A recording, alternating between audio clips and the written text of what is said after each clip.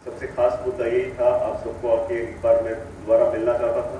और जैसे आपको पहले बताया गया था, पिछले साल जब हम आए थे, कुल आपके तरफ से 26 पॉइंट मेरे पास आए थे। 26 मैं इसमें सिर्फ फोर्स की तरफ से क्या हो सकता है उन पॉइंट्स के बारे में सिर्फ बता रहा हूँ। पर्सनल चीज़ें तो और थी, लेकिन वो जो 26 बिंदु या पॉइंट आपकी तरफ से आए थे, मुझे खुशी हो रही है। मेरे साथ जो टीम आई है, कार्की साहब और जो पिछले बार आए थे पटनायक साहब, इन्होंने ये सारे पॉइंट्स को एड्रेस किया है, मतलब सारे सॉल्व या हल हो चुके हैं। तो जैसे अभी थोड़ी देर पहले बताया गया था कि आपको कि डीजी साहब काफी बिजी हैं, उनके पास समय नहीं है। मैं साहब को कहना चाहता हूँ, ये बात उन्होंने गलत कही। आपके लिए मेरे पास पूरा समय है। जब तक आप मुझे नहीं कहोगे जाओ, तब तक नहीं जाऊंगा। वहां पीछे काउंटर पे आप देख रहे हो, एक टीम आई है वहां से, शिलोंग से, और ये जब तब तक नहीं जाएगी जब तक आपके हर एक के पॉइंट इनके पास लिखे नहीं जाएंगे। मुझे पता है, जैसे बताया गया था कुछ समय पहले कि कुछ फैमिलीज, कुछ भूतपूर्व सैनिक आज नहीं आ पाए क्योंकि वापस पहुंचने में उन्हें समय लगेगा। लेकिन उनकी तरफ से भी अगर कोई किसी का पॉइंट है तो जरूर हमारे टीम को बताइएगा। और जैसे मैं आपको पिछली बार भी कह के गया था कि मेरे जाने के 1 महीने के अंदर अंदर तकरीबन आपके हर एक के जो इंडिविजुअल प्रॉब्लम्स है वो हल हो जाएगी। कुछ एक दिक्कतें जो हमें आई थी पिछली बार यहाँ से जाने के बाद, और अन्य रैलीज में से भी हम जब जाते हैं, वो है डॉक्यूमेंट्स। जो कुछ डॉक्यूमेंट्स हम मांगते हैं वो हमारे पास आते नहीं है, इसलिए आपकी जो समस्या है वो दूर नहीं की जा सकती। तो मैं अरिसा कमेटी से यही रिक्वेस्ट करूंगा कि ये आपको मदद करें, और अगर किसी कारणवश आपको डॉक्यूमेंट्स नहीं मिल रहे हैं तो मैं आपको ये वादा करके जाता हूं कि हम पूरी तरह से, हमारी तरफ से मदद जरूर करेंगे। और इसी बात के लिए मैं परसों आपके उत्तराखंड के गवर्नर साहब से भी मिल रहा हूं। समय मिलने पर आपके सीएम साहब से भी मिलूंगा, और उनसे मिलने का उद्देश्य यही है कि सबसे पहला मुद्दा तो ये था कि जो आर्मी, नेवी, एयरफोर्स के एक्स सर्विसमैन को जो सुविधाएं मिलती हैं, जो फैसिलिटीज मिलती हैं, कुछ एक चीजें उत्तराखंड गवर्नमेंट की तरफ से वो हमें भी मिलनी चाहिए। ये मैंने गवर्नर साहब को चिट्ठी पिछले साल ही भेजी थी, लेकिन उसके ऊपर उन्होंने क्या विचार किया ये मुझे पता नहीं है। लेकिन परसों जब मैं मिलूंगा उसके बाद जो भी उसके ऊपर प्रोग्रेस होगा मैं आपकी कमेटी मेंबर्स को बता के चला जाऊंगा। जब भी मैं यहाँ आता हूँ तो मैं ये बात बताना चाहता हूँ कि राष्ट्रहित एवं संस्था के हित में को सर्वोपरि रखते हुए जो आप लोगों ने कार्य किया था, ये हम कभी भूल नहीं सकते। जैसे साहब ने आपको पहले बताया, आज का सैनिक कल का भूतपूर्व सैनिक, तो हम सबको आपके स्थान पे कभी ना कभी पहुंचना ही है। मेरा तो समय अभी कम है, अगले साल मैं उस तरफ होऊंगा, कोई और डीजे साहब यहाँ आ जाएंगे। तो ये सिलसिला चलता रहेगा जब तक हम इन सर्विस से, हमारी कोशिश यही होगी कि आपको जितना ज्यादा आपकी हम मदद कर सकते हैं वो हम कर रहे हैं। कुछ एक वेलफेयर संबंधित ऑनलाइन पोर्टल पर हमने खोला है, जैसे कि भविष्य CFPO ग्रीवेंसेस पोर्टल, जिसका मेन उद्देश्य यही है कि आप जो दूर दराज जो रहते हैं, आपको बार बार वहां चक्कर काटने की जरूरत ना पड़े या टेलीफोन कॉल्स करने की जरूरत ना पड़े।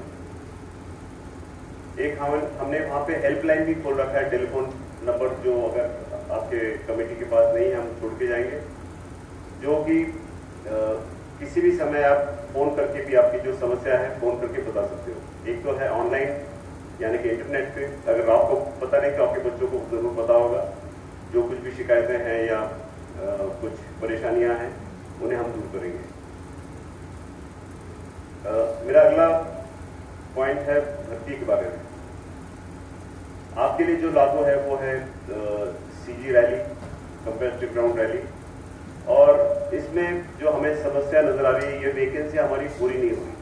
उदाहरण के लिए पिछले साल 155 वैकेंसियां थी, उसमें से 145 वैकेंसी हम भर सके। इस साल 95 वैकेंसी अभी तक जो भर्ती हुई है उसमें 95 वैकेंसियां थी, उसमें केवल 59 यानी कि 59 वैकेंसियां ही पूरी हुई। तो एक बात हमें नजर आ रही है इसमें कि हमारे बच्चे कुछ या तो कमजोर हैं या मेडिकल में कुछ ना कुछ प्रॉब्लम जरूर है। जहां तक मेडिकल का प्रॉब्लम है, मैं समझता हूं कि आपको एक बार आपके बच्चों को जरूर भर्ती आने से पहले एक बार जरूर चेक करवाना चाहिए, क्योंकि अमूमन जो मेडिकल में जो नुक्स निकलते हैं वो ज्यादातर कोई खास नहीं होते, उन्हें हल किए जा सकते, लेकिन वो उस चक्कर में क्या होता है, एक बच्चे का 1 साल चला जाता है, 1 साल या 6 महीने। तो इस पर जरूर ध्यान रखिएगा। जो लोग यहाँ पे है नहीं उनको भी बताइएगा। दूसरी कमजोरी जो हमें नजर आती है वो ये है कि जो फिजिकल टेस्ट है, तो मैं समझता हूँ कि जो सैनिक या भूतपूर्व सैनिक के जो बच्चे हैं उन्हें तो फिजिकल में तो कभी फेल होना नहीं चाहिए। इसमें भी जरूर जोर लगाइएगा। और आप सबको पता होना चाहिए कि कोई भर्ती में कोई किसी का फेवर नहीं कर सकता, क्योंकि जो कुछ भी है जैसे फिजिकल में है तो वो किसी समय में अगर उसने करना है, 1 मिनट में करना है, 2 मिनट में करना है तो करना ही है, उसका टेस्ट कोई और नहीं कर सकता। वही लागू है रिटन टेस्ट के लिए भी और वही लागू है मेडिकल के लिए। पिछले 2 साल से हमने रिक्रूटमेंट कभी रोका नहीं था। जब कोविड चला था तब भी हमारा रिक्रूटमेंट चल रहा था। आपको ये जानते हुए खुशी होगी कि होम मिनिस्ट्री के अंदर जो बाकी फोर्सेस हैं, बीएसएफ, सीआरपीएफ, जो हमसे काफी बड़ी है, उन्होंने रिक्रूटमेंट बंद कर दी थी, लेकिन हमने बंद नहीं किया। तो इसके कारण जो हमारी पलटनों में डेफिशिएंसी थी वो काफी हद तक अब पूरी हो चुकी है। उदाहरण के लिए जब मैं फोर्स में आया था 2 साल पहले, तो हर यूनिट में तकरीबन 140, 150, 160 पोस्टेड की कमी थी। आज वो संख्या घटकर 80 तक आ गई है, मतलब आधा। और मैं ये भी आपको बताना चाहता हूं कि अगले जून या जुलाई तक ये 80 भी 0 या 10 के तक ही रहेगा। 10 या 15 जवान ही कम होंगे हर यूनिट में।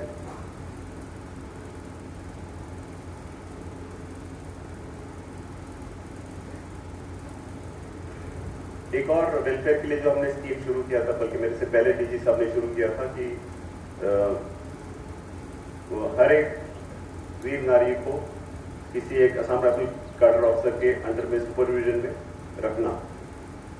तो हर असम राइफल कैडर के जो ऑफिसर्स हैं उनके पास 4 या 5 वीर नारी की डिटेल्स हैं, और हमारे असम राइफल कैडर के ऑफिसर्स इनके साथ लगातार मिलाप रखते हैं। तो अगर यहाँ पे कोई ऐसी वीर नारियां हैं जिनका डिटेल किसी असम राइफल कैडर ऑफिसर के पास ना गया हो, जरूर अपने अरे साहब देहरादून को बता देना, हम ये डिटेल यहाँ से लेके जाएंगे।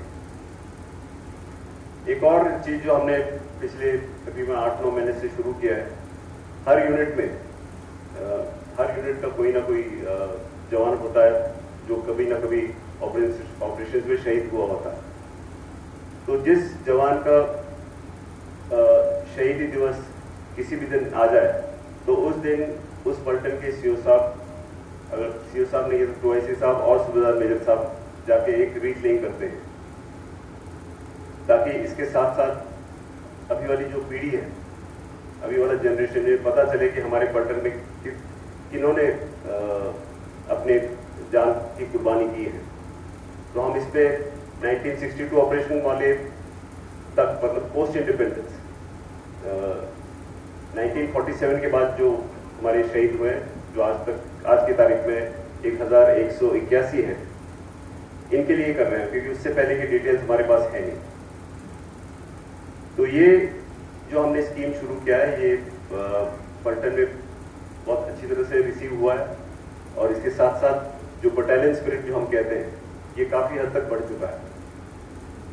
इसके साथ साथ मैं हर सीओ साहब को यही बताता हूँ जब भी उनके यूनिट में जाता हूँ, कि अपने भूतपूर्व सैनिक ऑफिसर जो भी आपकी यूनिट में सर्व कर चुके हैं उनकी ज़्यादा से ज़्यादा डिटेल लो, और जब भी यूनिट कोई अच्छे लोकेशन में आ जाए, रेजिंग डे या किसी और फंक्शन में ज़रूर बुलाइए। और आपकी तरफ से कोशिश ये होनी चाहिए, जब तक आप चल सकते हो, फिर सकते हो, मौका मिलने पर जरूर थोड़ा सफर कीजिए, नॉर्थ ईस्ट में आइए और अपने पलटन के साथ मिलाप रखिए।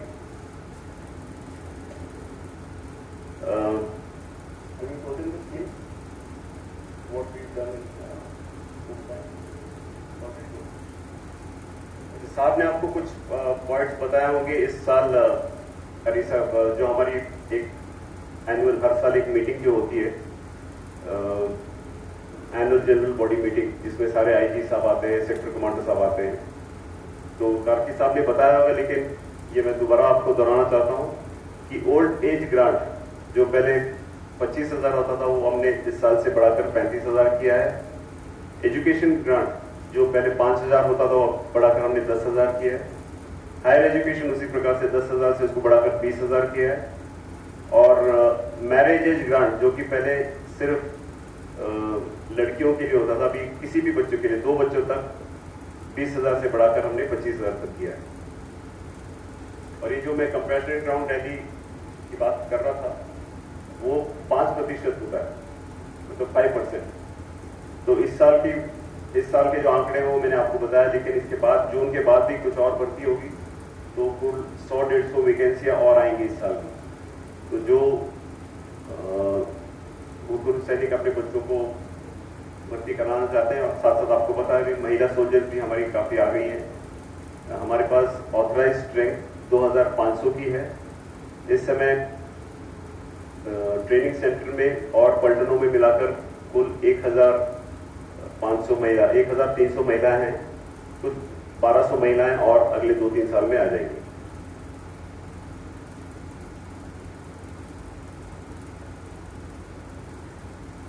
जैसे कि आपको पता होगा, एक हमने भारत सरकार के सामने एक प्रस्तावन यानी प्रपोजल दिया है कुछ और बटालियंस बढ़ाने का। 5 बटालियंस हम बढ़ाना चाहते हैं, 5 नए बटालियंस, क्योंकि हमारी कमिटमेंट्स, हमारे टास्क अब बढ़ रहे हैं। जैसे आपको पता है अभी मणिपुर में एक केस चल रहा है, लेकिन सिर्फ मणिपुर नहीं, अगर हम नॉर्थ की तरफ भी देखें, चाइना की तरफ, तो वहाँ भी हमें ज़्यादा चौकन्ना रहने के लिए फोर्स की बढ़त करने की ज़रूरत है। तो केवल फोर्स नहीं बढ़ा रहे हैं, इसके साथ साथ फोर्स का मॉडर्नाइजेशन भी हम कर रहे हैं। काफ़ी नए नए हथियार, हल्के वजन के बुलेट प्रूफ जैकेट, हेलमेट, नए किस्म के एम्युनिशन हथियार, ये सभी चीज़ों का प्रोक्योरमेंट हमारा चल रहा है। साथ साथ गाड़ियाँ और आधुनिक चीज़ें जैसे कि नाइट विजन डिवाइसेस, ये सभी चीज़ें भी हम अगले 2-3 साल में ला रहे हैं, और मैं समझता हूँ इससे फोर्स को ज़रूर फायदा होगा। अंत में एक बार फिर आप सबको मैं बहुत बहुत धन्यवाद देना चाहता हूँ, क्योंकि आप लोग दूर दराज से आए हैं, कुछ लोग नहीं आ पाए, और खास धन्यवाद जो साहब लोग बाहर से अपना समय निकाल के आए, सुमित साहब, धर्मेंद्र साहब और ऑर्गेनाइजिंग कमेटी, जिन्होंने ये काफ़ी शॉर्ट नोटिस में, मेरे ख्याल से 15-20 दिन पहले ही हमने फैसला किया था यहाँ आने का, और इतने शॉर्ट नोटिस में इतने सब लोग यहाँ हाजिर आए, फैमिली भी आ गए। आप सबको बहुत बहुत धन्यवाद। जय हिंद।